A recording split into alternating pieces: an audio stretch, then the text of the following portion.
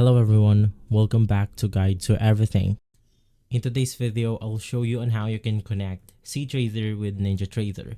So the first thing that you want to do is to enable this specific option, which you will find inside Tools, click on Settings, and from here you have the multi-provider option. It's under General and Preferences.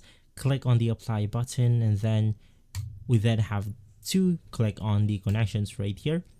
Click on Configure, and simply you want to look for the cTrader option. Double click on it to configure this connection right here, and then you have the ability to simply configure the connection name. In my case, I'll name this cTrader. You then have the ability to choose whether you want this to connect on startup, and the most important one, which is to click on the authorize button. It will then redirect you to the official website of cTrader, on which you have to log in to your account, and then you should be good to go.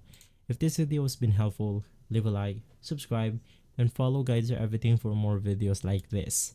Thanks for watching.